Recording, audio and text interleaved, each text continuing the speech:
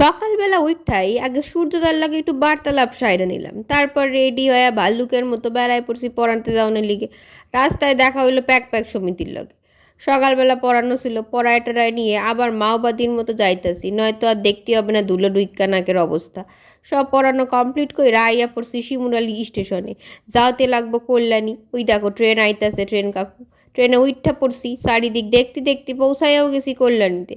হাঁটতে হাঁটতে এখন স্টেশনের বাইরে আইয়া পড়ছি। এই বড় বড় গাছগুলান দেখতে দেখতে এগোইতাছি সামনের দিকে।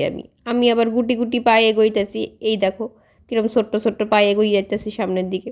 ওই দেখা যাইতেছে বিদ্যাসাগর মঞ্চ, ওর পেছন দিকে টিনাদির বাড়ি। এই যাইয়া পড়ছি টিনাদির বাড়িতে। কাজ সাইডা প্রথমে খাইলাম একটুখানি মৌসুম্বির রস, তারপরে খাইলাম ছোলা সিদ্ধ।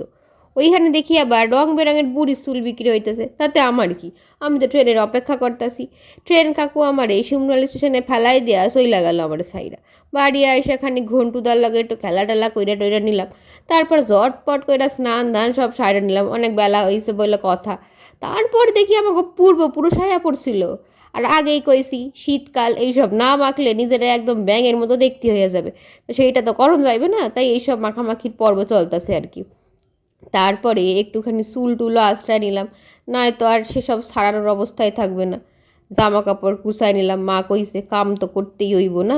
বিকালবেলা ছিল পড়ানো, চইলা গেলাম পড়াইতে। একটা পড়ানো কমপ্লিট করে আয়া পড়ছি। ইনি হলেন আমার বিশিষ্ট স্টুডেন্ট, বুঝলেন তো? আজকের মতো টাটা।